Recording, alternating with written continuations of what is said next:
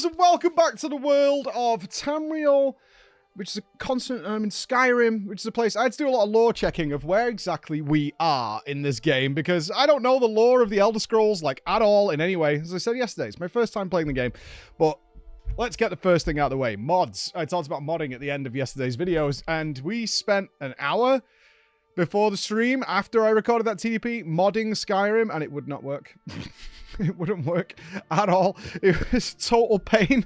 It was a stupid error in the end. Chris fixed it after the stream, but we spent an hour downloading all kinds of stupid things to get it working and getting the right exe and swapping executable files.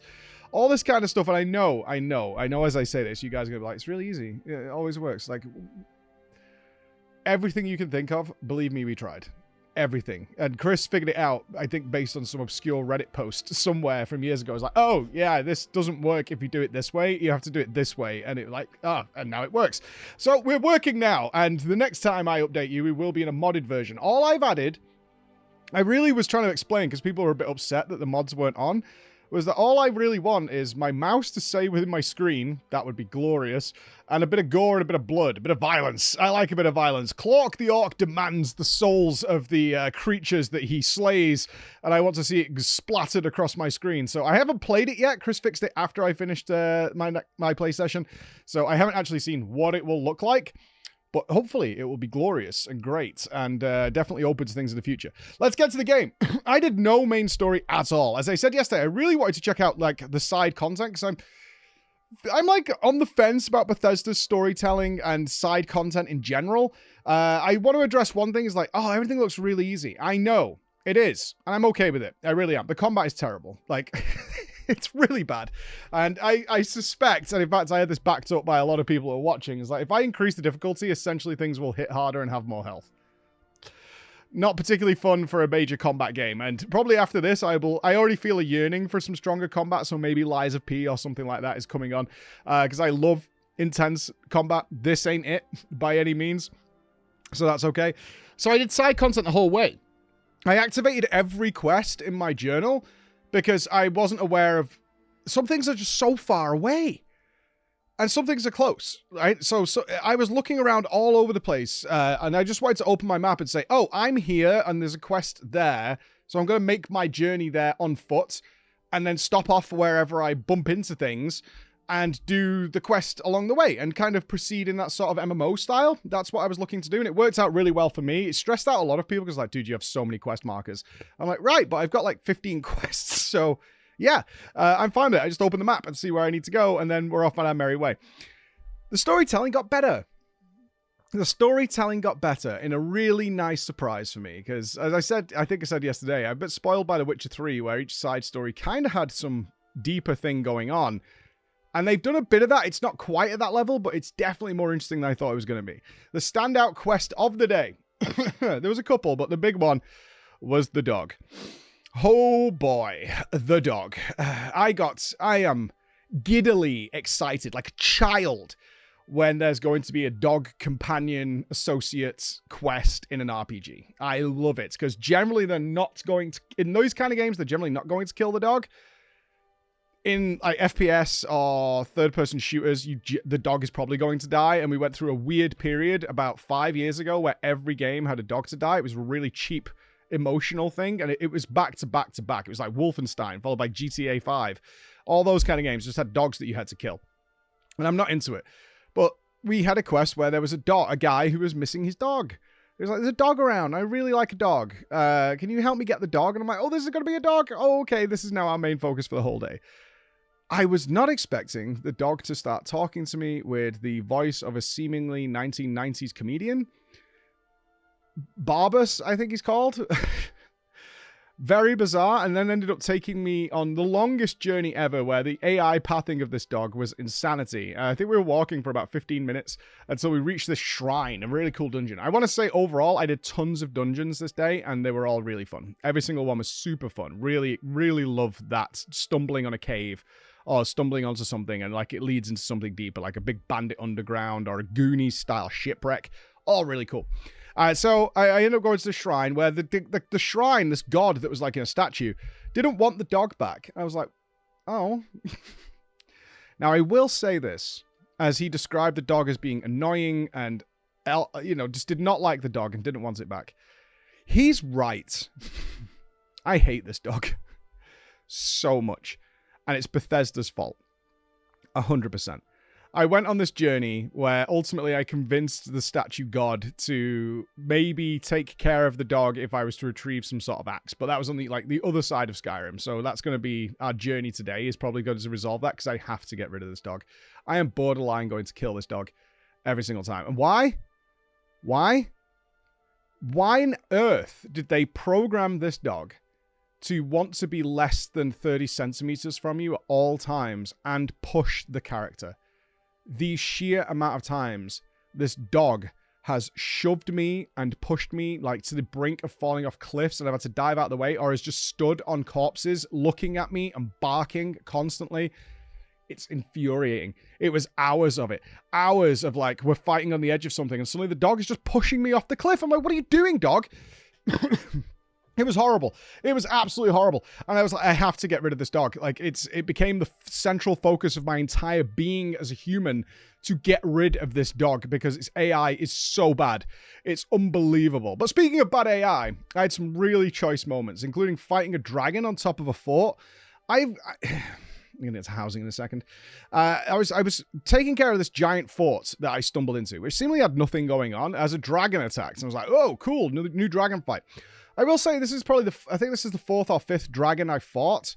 There seems to be no variation in how the dragons work. They fly around. They breathe either frost or fire at this point. I assume there'll be a lightning one.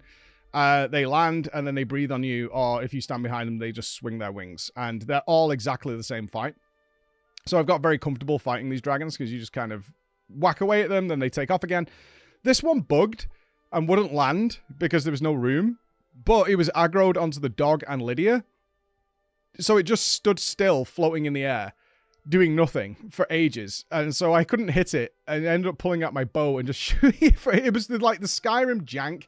And I put this out on social media yesterday. People keep asking me about the bugginess Bethesda and its bugs, right? I'm getting constantly inundated with like, yeah, but it's so buggy. It really needs fixing, blah, blah. Honestly, I'll just label it all under jank. It's really charming. There's a charm to it that's kind of funny. It's silly. It's stupid. If it was a new game, and I had this with Starfield a little bit, is like, if it's a new game, like, it'd be unacceptable, but it's not.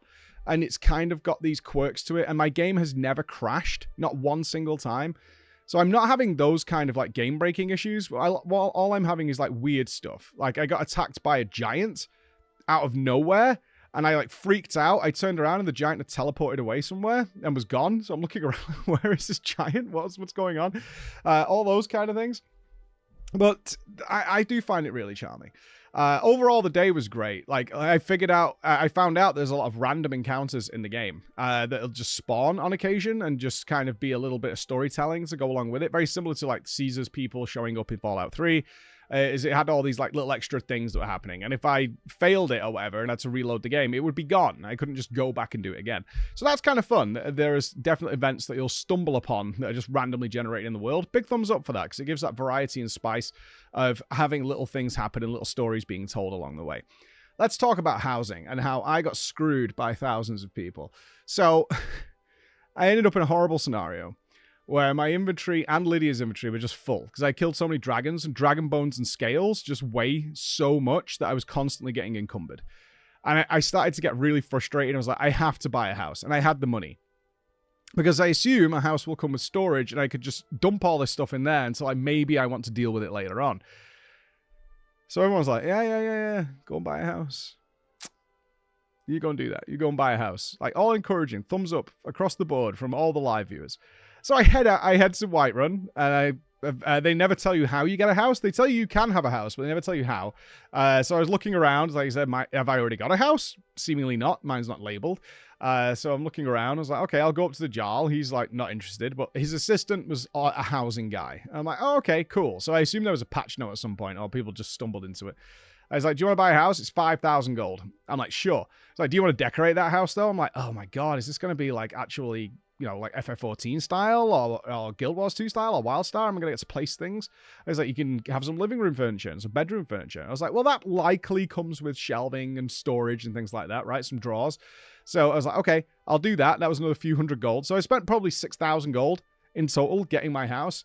And then I didn't know where it was. Like, they never told me. Like, okay, next time you go to your house, this stuff will be there. I'm like, all right.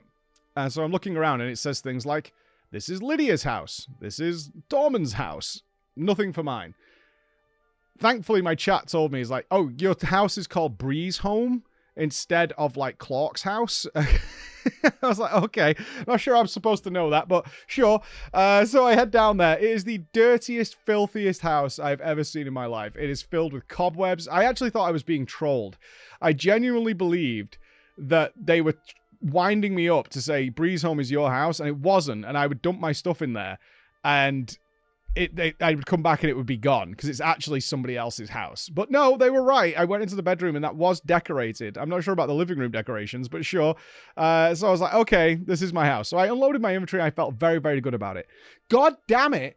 Did the game then give me not only a farm, which was a very cool story about a family it was a cool story that had some massive holes in it, which I didn't like, but the ultimate idea was kind of there of these ghosts that were plaguing this farm, this husband and wife, and their missing child had driven them to essentially kill each other.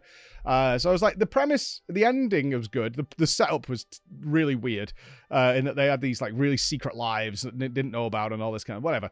But the story itself overall pretty good. But they gave me a full farm where I can plant crops and stuff apparently, which I'm not doing.